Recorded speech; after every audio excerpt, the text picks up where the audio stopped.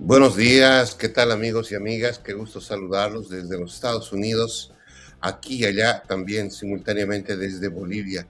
Y estamos muy contentos por toda la audiencia que hemos tenido en estas semanas, en este proyecto que busca contar un poco lo que sucede en el planeta. Desde la costa este de los Estados Unidos queremos saludarlos y gracias por seguir nuestra transmisión. Son las 7 de la mañana con 3 minutos, hora de la costa este de los Estados Unidos y hora de Bolivia. Y a propósito de Bolivia, tenemos mucha información también acerca de lo que ha pasado en este hermoso país de donde somos natales. Y aquí en los Estados Unidos, como siempre, a través de la revista Latinos, estamos informando lo que sucede en la comunidad hispana. En las últimas horas no tenemos buenas noticias. La administración de Donald Trump ha decidido suspender el TPS, el estatus de protección temporal para la comunidad de Honduras y de Nicaragua. Esto sin duda va a traer muchas repercusiones. La decisión ha sido tomada. El TPS para Honduras y Nicaragua ha sido suspendido en la víspera. Cerca a 100,000 personas de manera directa serán afectadas y tendrán que abandonar los Estados Unidos en los primeros días de septiembre próximo. Bueno, estaremos hablando de eso. Nos vamos a los mensajes y luego ya estaremos con la información, con el resumen de lo más importante según nosotros, según lo que ha pasado en las últimas horas en los Estados Unidos y también, por supuesto, en el planeta. La revista Latino celebra 200 años de creación de Bolivia y para conmemorar esta fecha histórica, premiaremos a los bolivianos de oro en el exterior. La invitamos a una noche inolvidable en la gran gala de presentación de nuestra edición especial Bicentenario de Bolivia. Un encuentro donde el pasado y el futuro se abrazan. Sé parte de este evento que hará historia. 200 años de independencia, mi Bolivia. Cambas, collas y chapacos compartiendo tu canción. ¿Tu campaña está lista para la victoria? Cardiza y Analítica es tu socio estratégico con análisis de Big Data e inteligencia artificial. Transformamos el ruido de las redes en información clave para tu triunfo. Ofrecemos asesoría política integral, servicios de analítica de vanguardia, libros especializados y capacitación exclusiva. Con Cardiza y Analítica no solo compites, ganas. Contáctanos.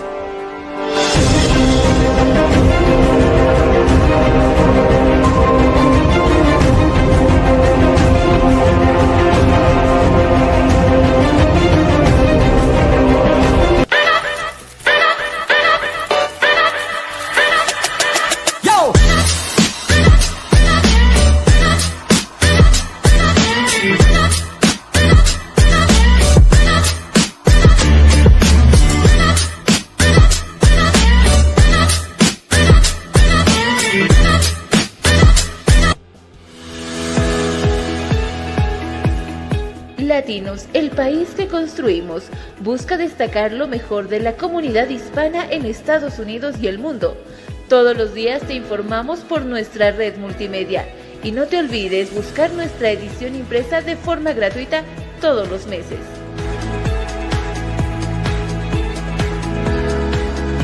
Latinos, el país que construimos. Y en las últimas horas, la noticia más destacada aquí en los Estados Unidos, la Casa Blanca ha determinado suspender el TPS, el estatus de protección temporal para ciudadanos de Nicaragua y de Honduras. Cerca a 100,000 personas serían las más afectadas. Se tienen datos estimados de la cantidad de personas que han entrado con este TPS y otras que estaban buscando justamente este estatus de protección. El TPS ha servido durante mucho tiempo para condiciones excepcionales en los Estados Unidos, para que la gente pueda quedarse, pueda trabajar, porque como lo dice la sigla, el TPS es un estatus de protección temporal.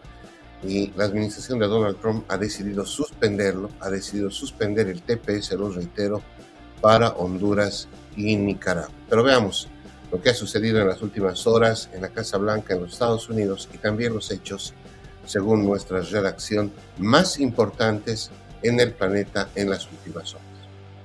Donald Trump y Benjamin Netanyahu se reunieron y dijeron estar trabajando conjuntamente para trazar alianzas en la región del Medio Oriente para que terceros países supuestamente den a los palestinos un futuro mejor en medio de las conversaciones de alto el fuego en Gaza. Netanyahu nominó al republicano para que obtenga un Nobel de la Paz.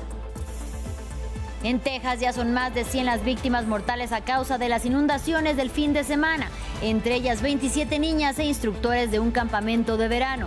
Los equipos de rescate luchan contra reloj al tiempo que las alertas sobre nuevas lluvias se mantienen. Júbilo en Argentina por el hallazgo del nieto número 140 de las abuelas de Plaza de Mayo, secuestrado durante la dictadura de Jorge Rafael Videla.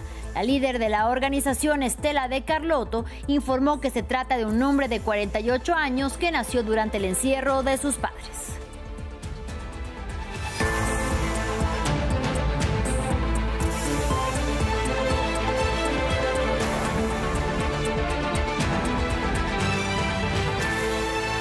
Iniciamos en Washington, donde el presidente estadounidense Donald Trump se reunió con el primer ministro israelí Benjamin Netanyahu en la Casa Blanca. Ambos mandatarios dijeron estar trabajando conjuntamente para buscar países en Medio Oriente que puedan dar a los palestinos textualmente a tener un futuro mejor en medio de sus planes de relocalizar a los 2 millones de personas que viven en Gaza, algo a lo que se opusieron los países árabes. Y esto mientras tienen lugar conversaciones de tregua en Doha y el acuerdo de alto el fuego se podría materializar próximamente. Netanyahu también entregó una carta a Trump con una propuesta de nominación para el Nobel de Paz. Además, mencionaron los ataques sobre las instalaciones nucleares iraníes y una futura reunión con las autoridades de Teherán. Escuchemos. En estos momentos estamos forjando la paz de un país y en una región tras otra. Por eso quiero presentarle, señor presidente, la carta que envía al Comité del Premio Nobel. En ella le nomino al Premio Nobel de Paz y debería recibirlo. Muchas gracias. Esto no lo sabía y viniendo de usted en particular es muy significativo. Thank you very much. Coming from you in particular, this is very meaningful. Creo que los palestinos deben tener la posibilidad de tener un gobierno. Significa que la seguridad siempre estará en nuestras manos. Eso es un hecho y nadie en Israel está de acuerdo con nada distinto. No cometemos suicidio, nosotros apreciamos la vida, para nosotros, para nuestros vecinos. Creemos que podemos trabajar en una paz entre nosotros y el resto del Medio Oriente. Con el liderazgo del presidente Trump estamos trabajando juntos. Creo que podemos establecer una paz bastante amplia que incluirá a todos nuestros vecinos.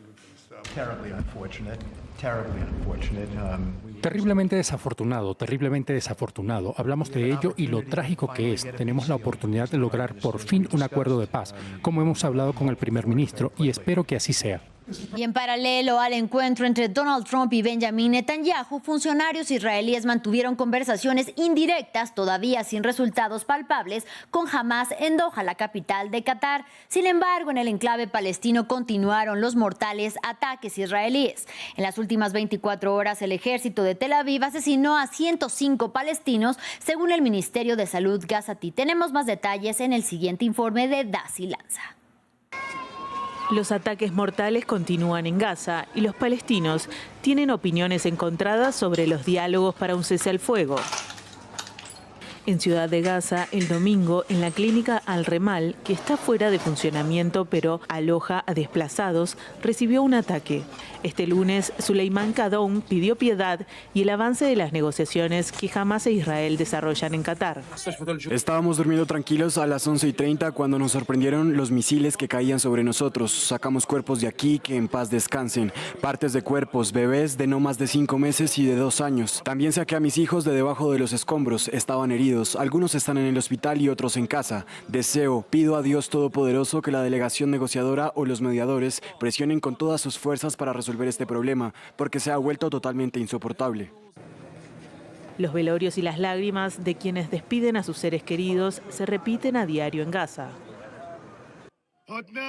¿Tregua? Llevamos oyendo hablar de una tregua desde el 7 de octubre. No nos queda carne, ni cuerpo, ni alma, y nada más que decir. Las autoridades sanitarias describen el panorama. La guerra genocida contra nuestro pueblo en Gaza continúa. El último ataque tuvo lugar anoche en la clínica El Remal, objetivo de la ocupación israelí, donde había varios desplazados.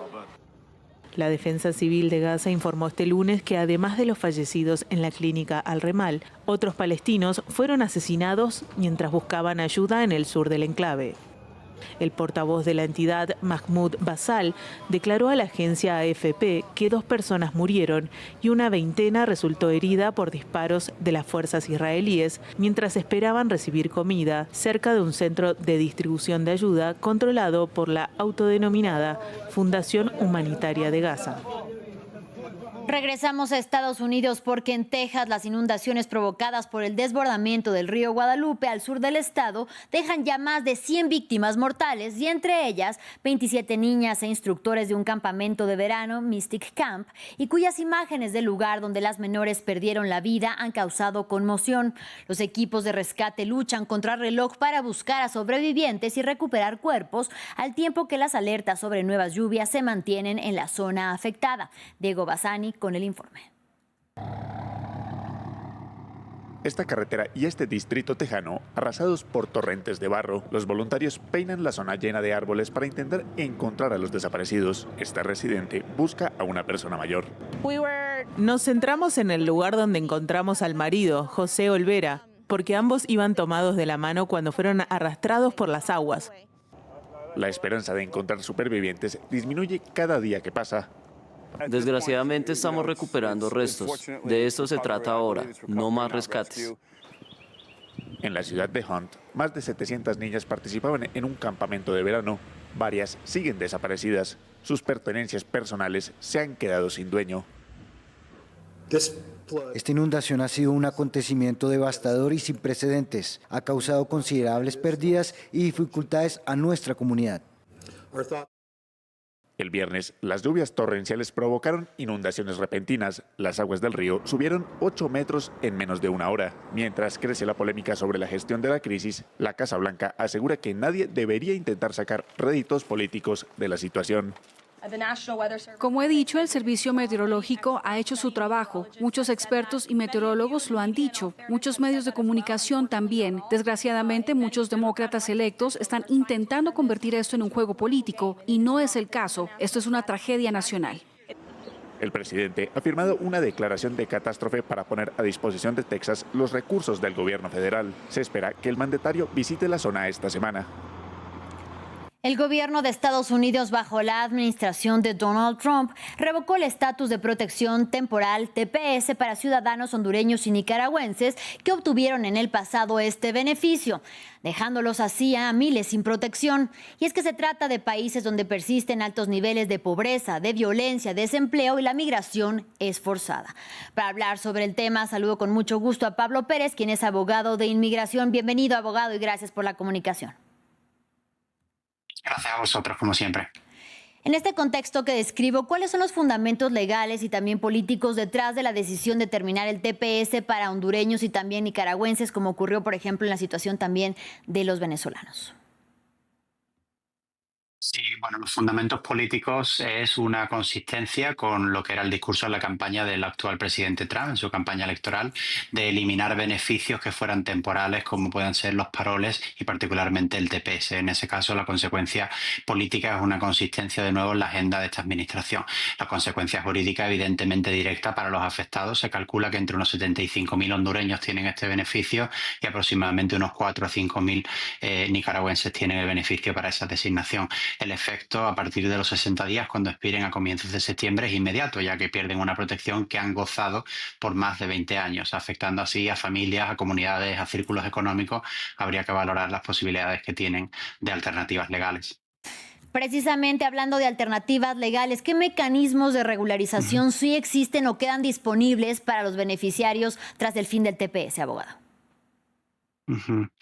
Bueno, la ley migratoria norteamericana, a pesar de las diferentes administraciones, es rica en opciones, si bien está limitada a la elegibilidad, ¿verdad? Tenemos por un lado el ámbito humanitario. Estas personas podrán quizás, si son elegibles, aplicar a la Convención contra la Tortura, el asilo. También podrán valorar la posibilidad, si fueran puestos en procedimientos de deportación, de la 42D, que es la cancelación de deportación, entre cuyos requisitos está el haber estado en los Estados Unidos al menos 10 años. Como decíamos, muchos de ellos llevan más de 20. Y, por supuesto, la ley de empleo y posibles sponsorizaciones de empleados norteamericanos, o, ¿verdad?, la ley de familias a través del ajuste de estatus. Muchos de estos tepesianos, los que tienen este beneficio, han podido quizás viajar o vinieron en origen con visa, acumulando así una entrada legal, una admisión que quizás pueda servir, teniendo el peticionario adecuado, un hijo ciudadano, una esposa ciudadana, a hacer un ajuste de estatus. Entonces hay una serie de posibilidades, pero en ningún caso es igual. Y antes de hablar de las consecuencias, sobre todo a nivel social y económico, ¿qué implicaciones diplomáticas o políticas podría tener esta medida para la relación de Estados Unidos con Honduras, con quien todavía mantiene una relación diplomática, y para su política hacia Nicaragua, con quien rompió hace tiempo con los Ortega Murillo? Magnífica pregunta, ¿verdad? Porque son dos situaciones diplomáticas completamente opuestas. Particularmente con Honduras, sabemos que el gobierno hondureño, desde ya el final de la administración de Biden, está admitiendo a nacionales de Honduras que están siendo deportados o están volviendo de manera voluntaria a su país. Y bueno, a pesar de que aún enfrenta el país de Honduras dificultades económicas, quizás de seguridad comparada con vecinos de la región como Costa Rica y El Salvador, sí está gozando de un crecimiento económico y una infraestructura y un crecimiento de infraestructura importante. Y de hecho la notificación de la terminación del TPS para Honduras menciona estas causas como la suficiente base para que vuelva. Entonces la cuestión de Honduras no nos sorprende. Hay cierta química entre la administración de Trump y el gobierno actual de Honduras. Por otro lado, ¿verdad?, la cuestión de Nicaragua sí es un poco más compleja, porque es un gobierno que pertenece, bueno, a este polo ideológico del continente americano, donde el régimen del señor Ortega pues lleva enquilosado en el poder mucho tiempo, y con él, como tú bien mencionas, están rotas las relaciones. Pero recordemos que para Nicaragua y los afectados estamos hablando de unas 5.000 personas, que sí tiene un efecto directo a ellos, pero no estamos hablando de una comunidad de diáspora de extranjeros tan grande como quizás hablábamos hace unas semanas de Venezuela o incluso ahora de Honduras. Así es, y bueno, entonces ahora sí, abogado, ¿qué impacto económico y social se anticipa en los países de origen ante un eventual retorno masivo de migrantes que, bien decíamos, migran de manera forzada por cuestiones de seguridad, por cuestiones de pobreza y, en fin, tantas cosas a las que se enfrentan en sus países de origen? En los países de origen, evidentemente, hay precedentes. Existen estos flujos migratorios de vuelta a los países emisores de inmigración a los Estados Unidos. Conocemos por la historia, así nos lo indica, que va a haber una subida en las remesas, es decir, en las divisas, en el número de dólares que se desplazasen a esos países. Veremos que va a haber quizás un aumento de inversión, porque muchas de estas personas, como decíamos antes, llevan aquí muchos años y han tenido inversiones, tienen vivienda, tienen empresas, tienen un patrimonio que van a revertir a sus países de origen. Y por supuesto también es interesante ver el componente socioeconómico, ¿verdad?, el sociológico, cómo la población receptora acepta a estas personas que en muchos casos llevan más de 20 años fuera del país. Será interesante, particularmente en el caso de Nicaragua, y ya concluyendo, puede ser un poco complicado. Hay una ley actual en Nicaragua que castiga, penaliza a aquellos que han traicionado a la patria por abandonar el país. Tiene unas conclusiones, unas posibles repercusiones para la seguridad de estos individuos en el caso concreto de Nicaragua. Claro que sí, además decir que son remesas esenciales para la economía de estos países centroamericanos. Le agradecemos mucho al abogado Pablo Pérez siempre por la comunicación y por su análisis. Hasta la próxima. Gracias. Y en otro orden de ideas, en Argentina, júbilo en el país sudamericano por un nuevo hallazgo de las abuelas de Plaza de Mayo. El nieto número 140 secuestrado durante la dictadura de Jorge Rafael Videla. La líder de la organización, Estela de Carlotto, explicó que el nieto recuperado es un hombre de 48 años que nació en 1977 en un centro clandestino de detención en la provincia de Buenos Aires tras el secuestro de sus padres meses antes. Recordemos que según las abuelas, alrededor de 500 niños fueron secuestrados durante el gobierno militar. Escuchemos. Con la restitución del nieto 140, confirmamos una vez más que nuestros nietos y nietas están entre nosotros y que gracias a la perseverancia y el trabajo constante de estos 47 años de lucha, seguirán apareciendo. Fin del informativo, gracias por su compañía, pero quédese con nosotros que ya viene África 7 días y Julián Ramírez. Hasta la próxima.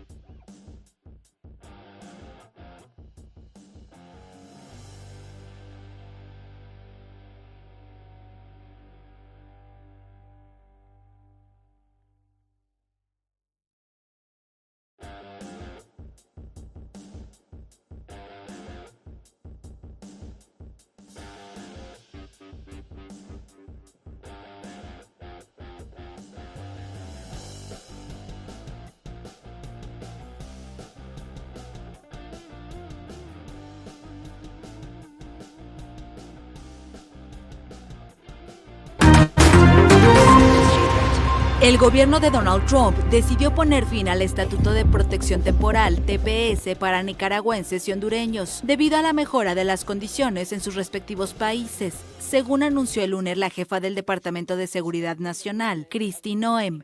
Afirmó que el estatus de protección temporal fue diseñado para ser solo eso, temporal. Estados Unidos concedió a estos dos países centroamericanos el TPS en 1999, tras los estragos causados en octubre del año anterior por el huracán Mitch, uno de los más devastadores de la historia en la región que provocó una profunda crisis humanitaria y económica, así como 7,000 muertos en Honduras y 4,000 en Nicaragua. El TPS protege contra la deportación y confiere el derecho a trabajar. Se otorga a extranjeros que no pueden regresar a salvo a sus países por motivos de guerra, desastre natural u otra condición extraordinaria. Renovado por primera vez durante el gobierno de Joe Biden por 18 meses, el programa para estos dos países venció el pasado 5 de julio. Cerca de 72,000 hondureños y 4,000 nicaragüenses están acogidos al TPS. La supresión entrará en vigor el 6 de septiembre, 60 días después de que la orden sea publicada en el Registro Federal. Según el Departamento de Seguridad Nacional de Estados Unidos, tanto en Nicaragua como en Honduras, la situación que propició la concesión de este permiso hace más de un cuarto de siglo ha mejorado y se anunció que están dispuestos a ayudar a facilitar el retorno voluntario de los beneficiarios de esta protección migratoria y les ofrece la autodeportación que conlleva una ayuda de $1,000.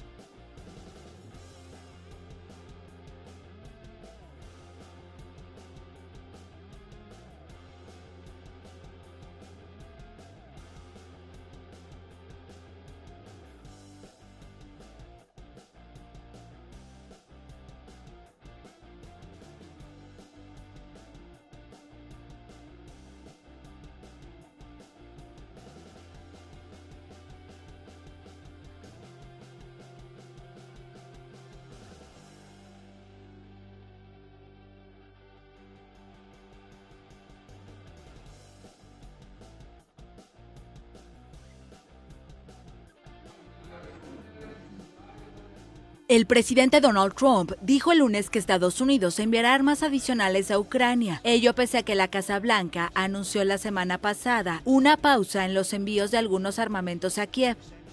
Vamos a enviar más armas, tenemos que hacerlo, tienen que poder defenderse, están recibiendo fuertes golpes ahora, tendremos que enviar más armas, sí, armas defensivas principalmente.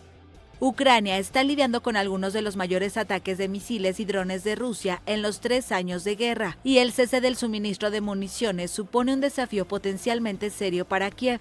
Bajo el mandato del expresidente Joe Biden, Washington se comprometió a proporcionar más de $65,000 millones en ayuda militar a Ucrania, pero Trump ha mostrado resistencia a continuar con los paquetes de ayuda militar a Ucrania desde que asumió el cargo en enero de este año. El republicano afirmó también que no está contento con el presidente ruso Vladimir Putin, quien lanzó en 2022 la invasión a Ucrania y ha mostrado poca voluntad de poner fin al conflicto pese a la presión de Trump. Bueno, ahí teníamos el informe de la AFP a propósito justamente de lo que está sucediendo en este momento con la guerra en Ucrania. Estados Unidos ha decidido enviar más recursos de apoyo al pueblo de Ucrania para defenderse de la invasión rusa. Y a propósito de Rusia, en las últimas horas ha habido un hecho que ha llamado mucho la atención. Resulta que el ministro de Transportes de Rusia fue llamado al Palacio de Gobierno para reunirse con Putin. Tras la reunión con Vladimir Putin, apareció el ministro, se dice, con un disparo en la cabeza en su automóvil en un barrio alejado de Moscú. La noticia que ha circulado en la víspera a propósito justamente de ese hecho fue que después de la entrevista con Putin, su ministro pierde la vida. La policía dice que es un suicidio, mientras que los detractores a Vladimir Putin piden una investigación porque no consideran que la muerte del ministro ruso sea una casualidad. Bueno, veamos lo que decía el informe a propósito de este tema. Un exministro ruso se suicidó horas después de ser destituido por el presidente Vladimir Putin. Roman Starovoyt, de 53 años, ocupaba el cargo de ministro de Transportes desde mayo del año pasado. Anteriormente había sido gobernador de la región de Kursk, donde Rusia combatió una incursión ucraniana. El Comité de Investigación de Rusia informó que su cuerpo fue encontrado en su coche con una herida de bala en un suburbio de Moscú. Varios medios de comunicación estatales rusos y agencias de noticias afirmaron que el hombre se disparó a sí mismo. Su despido, del que no trascendieron detalles, se produjo tras otro fin de semana de caos en los aeropuertos rusos por los ataques de drones ucranianos. Los medios de comunicación estatales también especularon con que su salida estaba relacionada con la corrupción en la región de Kursk y con un posible caso penal sobre malversación de fondos destinados a fortificaciones en la región fronteriza. Antes de que se anunciara la muerte, el portavoz del Kremlin, Dmitry Peskov, dijo que el despido no estaba relacionado con una pérdida de confianza.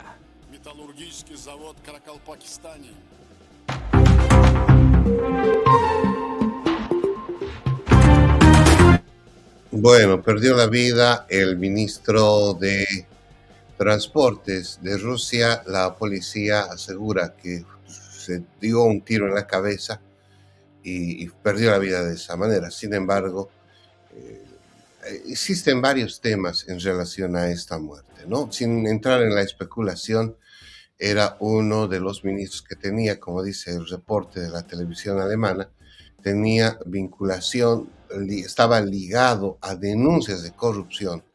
Y por el otro lado también se hablaba de una ineficiente gestión administrativa en la guerra. Lo cierto es de que perdió la vida después de su reunión con el presidente ruso Vladimir Putin. Eso es lo que llama la atención, eso es la noticia misma del hecho. Sin embargo, esto se produce en medio de la guerra entre Ucrania y Rusia. Y bueno, la invasión rusa no continúa, Ucrania sigue defendiéndose y los Estados Unidos ha decidido mandar más recursos en las últimas horas para defender al pueblo de Ucrania. Bueno, sigamos en Europa, amigos y amigas, sigamos en Europa. Les cuento de que la ola de calor está afectando duramente a varias ciudades en Europa. Es más, se dice la parte sur de Europa tiene cifras históricas en calor y esto ha provocado de que las autoridades den una serie de recomendaciones, pidan a la población tomar prevención a la hora de estar expuestos en espacios públicos. Pero que esto también está provocando que el Sena, en París, este río tan típicamente arquitectónico, se podría decir, donde es un bonito paseo a la hora de visitar la Torre Eiffel, a la hora de visitar todo lo que se presenta la arquitectura de Francia histórica. El río Sena realmente es un lugar muy histórico para el pueblo europeo y se podría decir prácticamente para toda la humanidad, porque engloba mucha historia. Pero ¿por qué hablo del Sena? Porque el Sena en las últimas horas ha sido habilitado para los bañistas. Después de casi 100 años, el río Sena ahora alberga a los bañistas. Entiendo de que hubieron varios momentos en que tuvo problemas de contaminación de esta área. Sin embargo, ahora al parecer ya está totalmente utilizable, si vale el término, para la población. Y es por eso que el río Sena ahora ya se abre para los bañistas. Bueno, veamos el reporte que llega justamente desde Francia. Casi un año después de que lo hicieran los atletas olímpicos, los primeros bañistas se sumergieron el sábado en las aguas del Sena en pleno centro de París. La capital francesa autorizó el baño en 3 zonas habilitadas del río por primera vez desde 1923. Me hace muy feliz porque he estado soñando con esto durante mucho tiempo, no con la Torre Eiffel, sino con nadar en el Sena. Está incluso más cálido de lo que imaginé que sería. Fue realmente un momento de pura felicidad. Cerca de la Torre Eiffel o frente a la isla de San Luis, cerca de la Catedral de Notre Dame, residentes locales y turistas podrán hacer uso gratuito de estas instalaciones acotadas, que ofrecerán un espacio de ocio y refresco en París. Prometido como un legado de los Juegos Olímpicos, el poder bañarse en el Sena responde también a una necesidad de adaptación al cambio climático en la capital francesa, que esta semana rozó los 40 grados Celsius por una temprana ola de calor en Europa. Ha sido un desafío muy grande, un gran reto. Para nosotros los parisinos también es una forma de cumplir una promesa, la promesa de Paris Plage. Hoy realmente se ha cumplido ya que estamos aquí en los muelles y se puede ir al agua, lo cual es muy importante. Las autoridades invirtieron más de 1.400 millones de euros para mejorar la calidad del agua río arriba, con obras de captación de aguas residuales para evitar que desemboquen en él. Las 3 zonas abiertas contarán con una fuerte vigilancia hasta el punto de que los bañistas deberán pasar una prueba para demostrar que pueden nadar sin ayuda. Aunque el fuerte calor estival puede tentar a algunos a lanzarse al agua fuera de estas zonas, una normativa entró en vigor a finales de junio para sancionar el baño en espacios no autorizados. El acceso a estas zonas se regirá dentro de los horarios establecidos hasta el 31 de agosto, si la meteorología lo permite. No obstante, habrá un aforo estricto de entre 150 y 700 personas en función del lugar.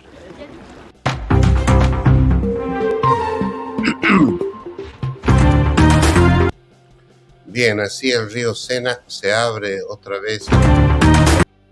Y lo que llama la atención es cómo ahora se han habilitado estos espacios.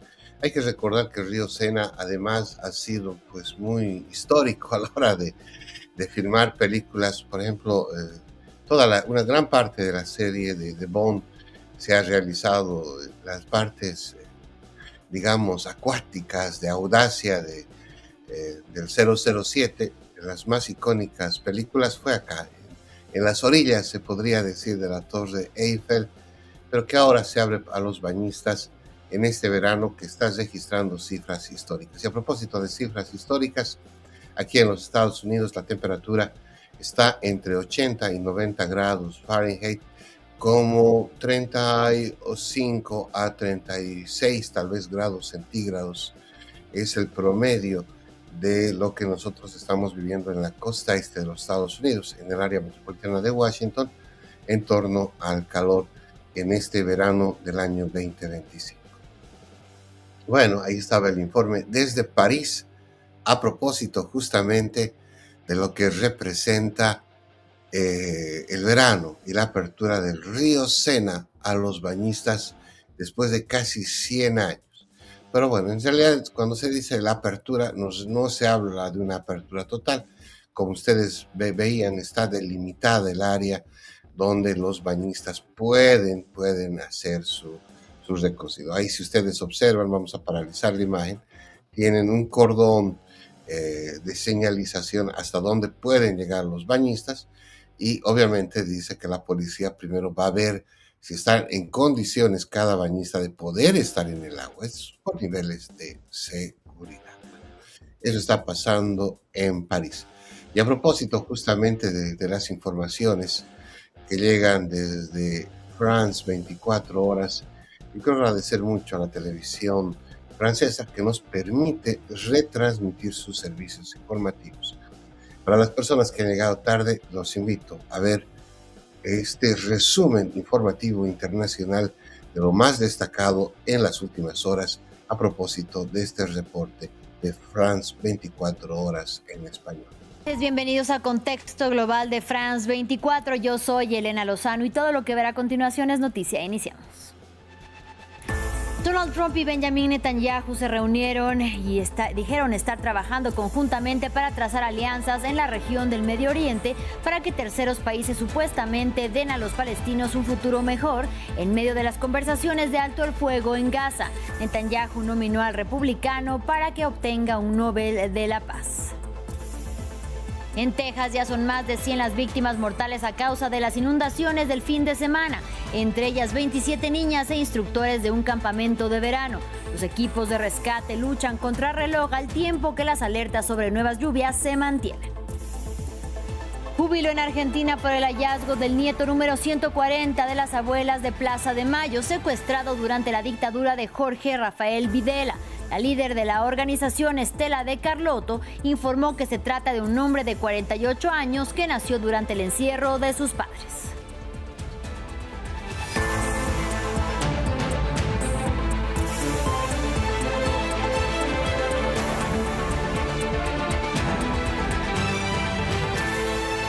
Iniciamos en Washington, donde el presidente estadounidense Donald Trump se reunió con el primer ministro israelí Benjamin Netanyahu en la Casa Blanca.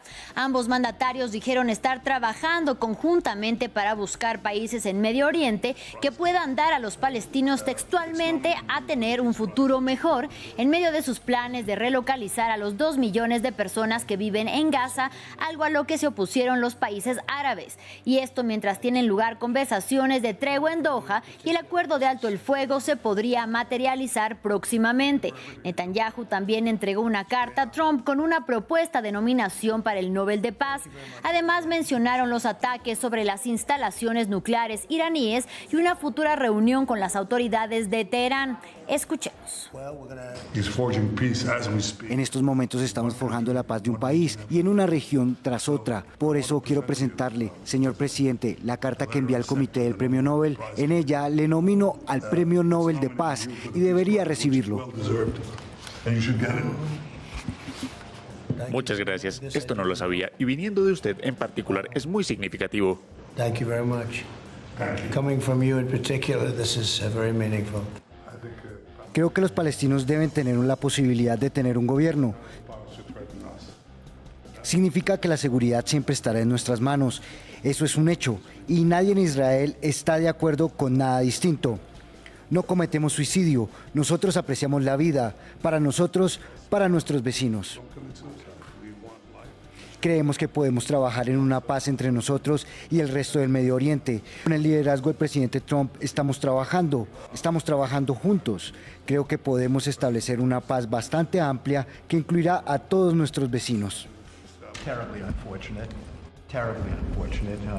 Terriblemente desafortunado. Hablamos de ello y lo trágico que es. Tenemos la oportunidad de lograr por fin un acuerdo de paz, como hemos hablado con el primer ministro, y espero que así sea. Y en paralelo al encuentro entre Donald Trump y Benjamin Netanyahu, funcionarios israelíes mantuvieron conversaciones indirectas, todavía sin resultados palpables, con Hamás en Doha, la capital de Qatar. Sin embargo, en el enclave palestino continuaron los mortales ataques israelíes. En las últimas 24 horas, el ejército de Tel Aviv asesinó a 105 palestinos, según el Ministerio de Salud gazatí. Tenemos más detalles en el siguiente informe de Daci Lanza. Los ataques mortales continúan en Gaza y los palestinos tienen opiniones encontradas sobre los diálogos para un cese al fuego. En Ciudad de Gaza, el domingo, en la clínica Al-Remal, que está fuera de funcionamiento pero aloja a desplazados, recibió un ataque. Este lunes, Suleiman Kaddoum pidió piedad y el avance de las negociaciones que Hamás e Israel desarrollan en Qatar. Estábamos durmiendo tranquilos a las 11:30 cuando nos sorprendieron los misiles que caían sobre nosotros. Sacamos cuerpos de aquí que en paz descansen. Partes de cuerpos, bebés de no más de 5 meses y de 2 años. También saqué a mis hijos de debajo de los escombros. Estaban heridos. Algunos están en el hospital y otros en casa. Pido a Dios Todopoderoso que la delegación negociadora o los mediadores presionen con todas sus fuerzas para resolver este problema, porque se ha vuelto totalmente insoportable. Los velorios y las lágrimas de quienes despiden a sus seres queridos se repiten a diario en Gaza. ¿Tregua? Llevamos oyendo hablar de una tregua desde el 7 de octubre. No nos queda carne, ni cuerpo, ni alma, y nada más que decir. Las autoridades sanitarias describen el panorama. La guerra genocida contra nuestro pueblo en Gaza continúa. El último ataque tuvo lugar anoche en la clínica Al-Remal, objetivo de la ocupación israelí, donde había varios desplazados. La Defensa Civil de Gaza informó este lunes que además de los fallecidos en la clínica Al-Remal, otros palestinos fueron asesinados mientras buscaban ayuda en el sur del enclave. El portavoz de la entidad, Mahmoud Basal, declaró a la agencia AFP que 2 personas murieron y una veintena resultó herida por disparos de las fuerzas israelíes mientras esperaban recibir comida cerca de un centro de distribución de ayuda controlado por la autodenominada Fundación Humanitaria de Gaza. Regresamos a Estados Unidos porque en Texas las inundaciones provocadas por el desbordamiento del río Guadalupe al sur del estado dejan ya más de 100 víctimas mortales y entre ellas 27 niñas e instructores de un campamento de verano, Mystic Camp, y cuyas imágenes del lugar donde las menores perdieron la vida han causado conmoción. Los equipos de rescate luchan contra reloj para buscar a sobrevivientes y recuperar cuerpos al tiempo que las alertas sobre nuevas lluvias se mantienen en la zona afectada. Diego Bassani con el informe. Esta carretera y este distrito tejano, arrasados por torrentes de barro, los voluntarios peinan la zona llena de árboles para intentar encontrar a los desaparecidos. Esta residente busca a una persona mayor. Nos centramos en el lugar donde encontramos al marido, José Olvera, porque ambos iban tomados de la mano cuando fueron arrastrados por las aguas. La esperanza de encontrar supervivientes disminuye cada día que pasa.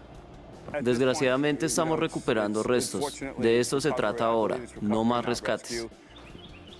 En la ciudad de Hunt, más de 700 niñas participaban en un campamento de verano. Varias siguen desaparecidas. Sus pertenencias personales se han quedado sin dueño.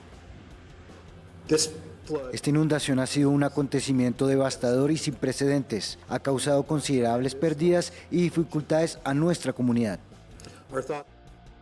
El viernes, las lluvias torrenciales provocaron inundaciones repentinas. Las aguas del río subieron 8 metros en menos de una hora. Mientras crece la polémica sobre la gestión de la crisis, la Casa Blanca asegura que nadie debería intentar sacar réditos políticos de la situación.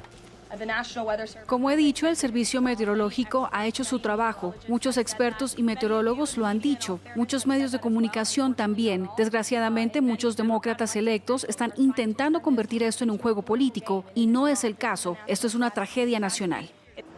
El presidente ha firmado una declaración de catástrofe para poner a disposición de Texas los recursos del gobierno federal. Se espera que el mandatario visite la zona esta semana. El gobierno de Estados Unidos, bajo la administración de Donald Trump, revocó el estatus de protección temporal TPS para ciudadanos hondureños y nicaragüenses que obtuvieron en el pasado este beneficio, dejándolos así a miles sin protección. Y es que se trata de países donde persisten altos niveles de pobreza, de violencia, desempleo y la migración es forzada. Para hablar sobre el tema, saludo con mucho gusto a Pablo Pérez, quien es abogado de inmigración. Bienvenido, abogado, y gracias por la comunicación. Gracias a vosotros, como siempre. En este contexto que describo, ¿cuáles son los fundamentos legales y también políticos detrás de la decisión de terminar el TPS para hondureños y también nicaragüenses, como ocurrió, por ejemplo, en la situación también de los venezolanos? Sí, bueno, los fundamentos políticos es una consistencia con lo que era el discurso en la campaña del actual presidente Trump, en su campaña electoral, de eliminar beneficios que fueran temporales, como puedan ser los paroles y particularmente el TPS. En ese caso, la consecuencia política es una consistencia de nuevo en la agenda de esta administración. La consecuencia jurídica, evidentemente directa para los afectados. Se calcula que entre unos 75.000 hondureños tienen este beneficio y aproximadamente unos 4 a 5.000 nicaragüenses tienen el beneficio para esa designación. El efecto a partir de los 60 días, cuando expiren a comienzos de septiembre, es inmediato, ya que pierden una protección que han gozado por más de 20 años, afectando así a familias, a comunidades, a círculos económicos. Habría que valorar las posibilidades que tienen de alternativas legales. Precisamente hablando de alternativas legales, ¿qué mecanismos de regularización sí existen o quedan disponibles para los beneficiarios tras el fin del TPS, abogado? Bueno, la ley migratoria norteamericana, a pesar de las diferentes administraciones, es rica en opciones, si bien está limitada la elegibilidad, ¿verdad? Tenemos por un lado el ámbito humanitario. Estas personas podrán quizás, si son elegibles, aplicar a la Convención contra la Tortura, el asilo. También podrán valorar la posibilidad, si fueran puestos en procedimientos de deportación, de la 42D, que es la cancelación de deportación, entre cuyos requisitos está el haber estado en los Estados Unidos al menos 10 años. Como decíamos, muchos de ellos llevan más de 20. Y por supuesto la ley de empleo y posibles sponsorizaciones de empleados norteamericanos, o ¿verdad?, la ley de familias a través del ajuste de estatus. Muchos de estos tepesianos, los que tienen este beneficio, han podido quizás viajar o vinieron en origen con visa, acumulando así una entrada legal, una admisión que quizás pueda servir, teniendo el peticionario adecuado, un hijo ciudadano, una esposa ciudadana, a hacer un ajuste de estatus. Entonces hay una serie de posibilidades, pero en ningún caso es igual. Y antes de hablar de las consecuencias, sobre todo a nivel social y económico, ¿qué implicaciones diplomáticas o políticas podría tener esta medida para la relación de Estados Unidos con Honduras, con quien todavía mantiene una relación diplomática, y para su política hacia Nicaragua, con quien rompió hace tiempo con los Ortega Murillo? Magnífica pregunta, ¿verdad? Porque son dos situaciones diplomáticas completamente opuestas. Particularmente con Honduras, sabemos que el gobierno hondureño, desde ya el final de la administración de Biden, está admitiendo a nacionales de Honduras que están siendo deportados o están volviendo de manera voluntaria a su país. Y bueno, a pesar de que aún enfrenta el país de Honduras dificultades económicas, quizás de seguridad comparada con vecinos de la región como Costa Rica y El Salvador, sí está gozando de un crecimiento económico y una infraestructura y un crecimiento de infraestructura importante. Y de hecho la notificación de la terminación del TPS para Honduras menciona estas causas como la suficiente base para que vuelva. Entonces la cuestión de Honduras no nos sorprende. Hay cierta química entre la administración de Trump y el gobierno actual de Honduras. Por otro lado, ¿verdad?, la cuestión de Nicaragua sí es un poco más compleja, porque es un gobierno que pertenece, bueno, a este polo ideológico del continente americano, donde el régimen del señor Ortega pues lleva enquilosado en el poder mucho tiempo, y con él, como tú bien mencionas, están rotas las relaciones. Pero recordemos que para Nicaragua y los afectados estamos hablando de unas 5.000 personas, que sí tiene un efecto directo a ellos, pero no estamos hablando de una comunidad de diáspora de extranjeros tan grande como quizás hablábamos hace unas semanas de Venezuela o incluso ahora de Honduras. Así es, y bueno, entonces ahora sí, abogado, ¿qué impacto económico y social se anticipa en los países de origen ante un eventual retorno masivo de migrantes que, bien decíamos, migran de manera forzada por cuestiones de seguridad, por cuestiones de pobreza y, en fin, tantas cosas a las que se enfrentan en sus países de origen? En los países de origen, evidentemente, hay precedentes. Existen estos flujos migratorios de vuelta a los países emisores de inmigración a los Estados Unidos. Conocemos por la historia, así nos lo indica, que va a haber una subida en las remesas, es decir, en las divisas, en el número de dólares que se desplazasen a esos países. Veremos que va a haber quizás un aumento de inversión, porque muchas de estas personas, como decíamos antes, llevan aquí muchos años y han tenido inversiones, tienen vivienda, tienen empresas, tienen un patrimonio que van a revertir a sus países de origen. Y por supuesto también es interesante ver el comportamiento componente socioeconómico, ¿verdad? Sociológico, cómo la población receptora acepta a estas personas que en muchos casos llevan más de 20 años fuera del país. Bien, así estábamos viendo el informe, justamente este resumen informativo a propósito del hecho tal vez más importante para la comunidad hispana. Se suspende el TPS, el estatus de protección temporal para ciudadanos de Honduras y de Nicaragua. Los datos cada vez están siendo más precisos. Se habla cerca de 80,000 personas las que tendrían que abandonar el país en septiembre próximo. Sin embargo, ahí el análisis justamente del abogado entrevistado por France 24 horas era muy preciso y pienso que muy adecuado, además, a la hora de explicar. El abogado destacaba dos cosas, ¿no? Muchas de estas personas han estado más de 20 años en los Estados Unidos, estos ciudadanos de Honduras y de Nicaragua, y podrían aplicar a diferentes posibilidades para mantenerse en los Estados Unidos. Obviamente, cada caso es excepcional, cada caso es particular, y acá seguramente el asesoramiento de un abogado en inmigración será importante. Nosotros en la revista Latinos, como ustedes saben, estamos siempre trabajando con abogados de inmigración. Si alguien quiere información, pues tienen los teléfonos de la revista Latinos, llámenos, les estaremos dando referencias de abogados que trabajan con nuestra comunidad y que podrían incluso darles alguna consulta gratuita para un poco identificar su caso y ver la posibilidad de continuar en los Estados Unidos con una mejor condición inmigrante. Bien, vamos pasando y estamos ya llegando al final del programa. Les cuento de que ha terminado en Brasil la cumbre de los BRICS. ¿Qué son los BRICS? Los BRICS son los países no alineados, son los países que se podría decir están en contra de la visión de los Estados Unidos. Para muchos son países que van incluso en contra de las políticas que determina la administración Donald Trump. Desde la mirada de los BRICS, desde la mirada de sus líderes, entre ellos Brasil, los BRICS simplemente están buscando un espacio para tener una mejor condición de vida como países en vías de desarrollo. Bueno, Bolivia es parte de los BRICS. Veamos el reporte justamente a propósito de la clausura de esta reunión que se llevó a cabo hace pocas horas en Brasil. Aunque habían apostado por la cautela, los BRICS reunidos en cumbre en Río de Janeiro no evitaron nuevas amenazas arancelarias de Donald Trump, que dijo el lunes que impondrá un 10% adicional a los países alineados con este grupo, según él, antiestadounidense. La nueva amenaza de Trump a los BRICS, bloque formado por 11 economías emergentes como Brasil, Rusia, India, China y Sudáfrica, suscitó reacciones divergentes entre sus miembros. China y Rusia buscaron calmar los ánimos mientras el presidente brasileño Luiz Inácio Lula da Silva, anfitrión de la cita, retó una vez más al mandatario republicano. Porque eu não acho uma coisa muito responsável e séria. No creo que sea algo muy responsable, serio, que un presidente de un país del tamaño de Estados Unidos esté amenazando al mundo a través de Internet. Ficar ameaçando o mundo através da internet. No es correcto, el mundo ha cambiado, no queremos un emperador. Ele precisa saber que o mundo mudou. Estados Unidos dijo que aplicará el 1 de agosto aranceles a aquellos socios comerciales con los que no haya alcanzado acuerdos. Trump envió este lunes las primeras cartas anunciando, por ejemplo, gravámenes adicionales de 25% a Japón y Corea del Sur. Los BRICS expresaron el domingo en una declaración conjunta su seria preocupación por las medidas arancelarias unilaterales que distorsionan el comercio mundial. Aunque se cuidaron de no mencionar expresamente a Trump o Estados Unidos, el mandatario republicano pareció darse por aludido y en su plataforma Truth Social dijo que impondría un arancel adicional del 10% a los miembros del bloque. Si él cree que puede imponer tarifas, los países también tienen derecho a imponerlas. Existe la ley de reciprocidad. Existe a lei da reciprocidade. Los BRICS, considerado como un contrapeso frente al poder de Estados Unidos y Europa Occidental, representan casi la mitad de la población mundial y cerca del 40% del PIB.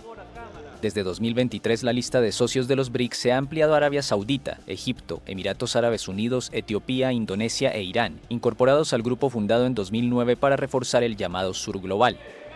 En esta cumbre destacaron ausencias notables como la del presidente chino Xi Jinping, el iraní Masoud Pezeshkian y el ruso Vladimir Putin, objeto de una orden de captura internacional por presuntos crímenes de guerra en Ucrania.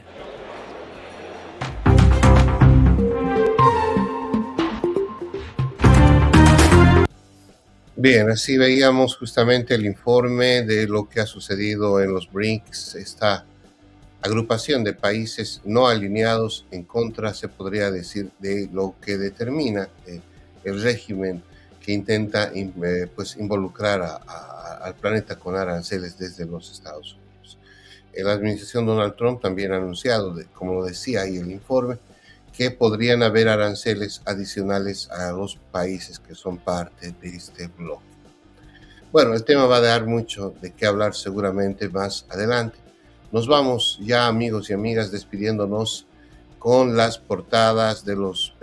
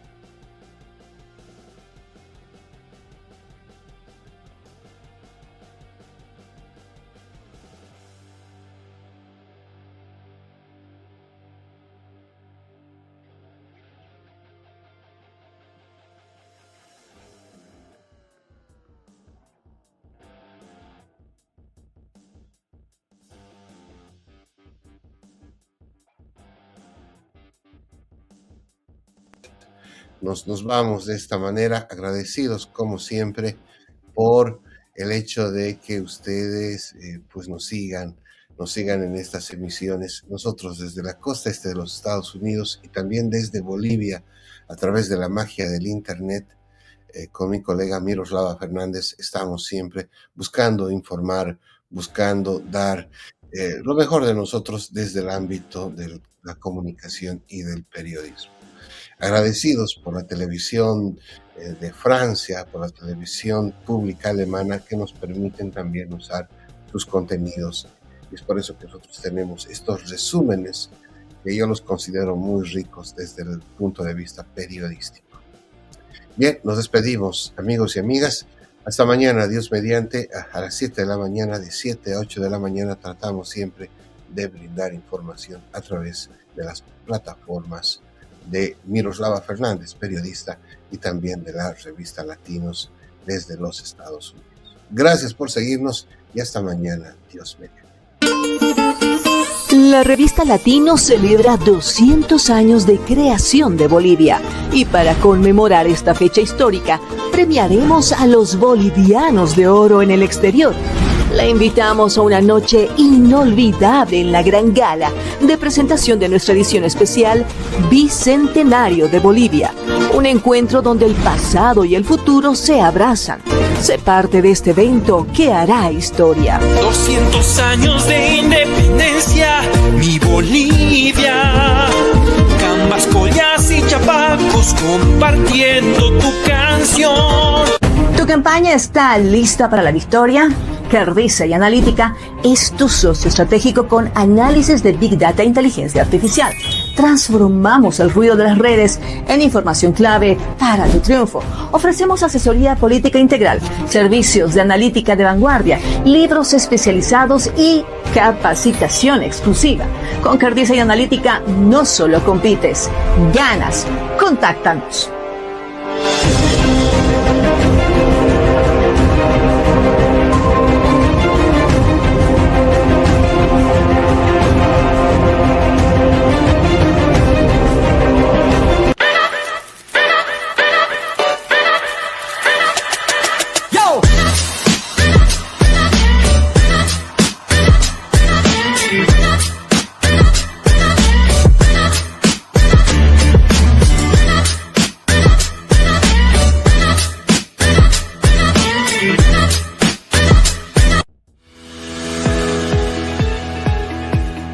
Latinos, el país que construimos, busca destacar lo mejor de la comunidad hispana en Estados Unidos y el mundo.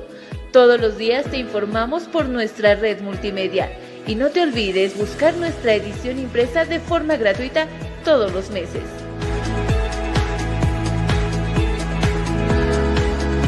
Latinos, el país que construimos.